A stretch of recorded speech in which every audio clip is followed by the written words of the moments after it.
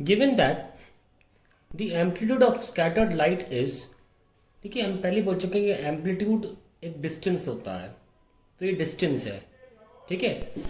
So given that amplitude of scattered light is directly proportional to that of incident light,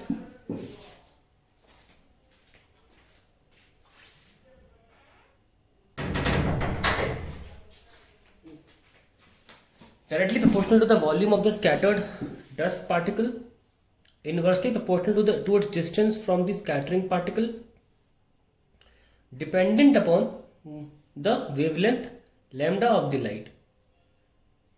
Show that the intensity of scattered light varies as 1 by lambda power 4. देखिए इसमें खास बात क्या है, directly proportional मतलब होता है कि गिवन है power raise to 1, directly proportional to the volume of scattering dust particle, volume से भी पावर 1 है क्योंकि हमें गिवन है, डायरेक्टली प्रोपोर्शनल गिवन है। इन्वर्सली प्रोपोर्शनल यानी कि पावर -1, मतलब ये पहले तीन तो गिवन है, सिर्फ लैम्डा का नहीं पता, ठीक है। सो एम्पलीट्यूड को मैं ए लिख लेता हूँ, ठीक है। ये directly proportional to that of incident light, क्या ऐसे लिखा है, given that amplitude of scattered light is directly proportional to that of the incident light, यानी कि इंसिडेंट लाइट का एम्पलीट्यूड, तो एम्पलीट्यूड ऑफ इंसिडेंट लाइट, तो इसको स्कैटर्ड लाइट लिखते हैं ए एस ऐसे, और इंसिडेंट लाइट को ऐसे लिख लेते हैं directly proportional to the amplitude. और हमें पता है डायरेक्टली प्रोपोर्शनल मतलब 1 होता है, directly proportional to the volume of the scattering dust particle, तो वॉल्यूम को मैं वी लिख लेता हूँ, ये भी पावर 1 है।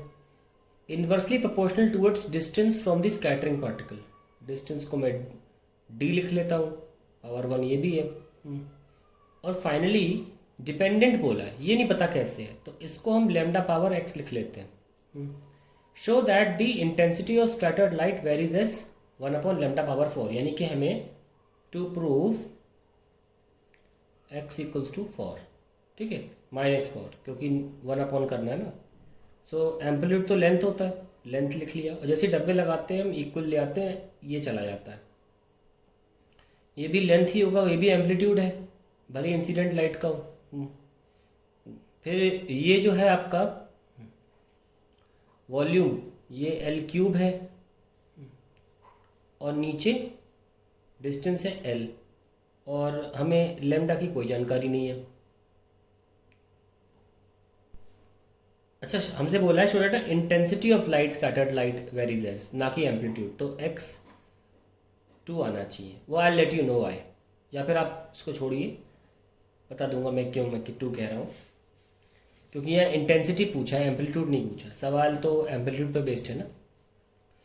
चलिए लैम्डा पावर x लगा दीजिए, तो अब क्या आंसर आया, ये कैंसिल हो गए, और एक ये चला गया, 2 बच रहा है, तो लैम्डा की power x is equals to 1 upon L²।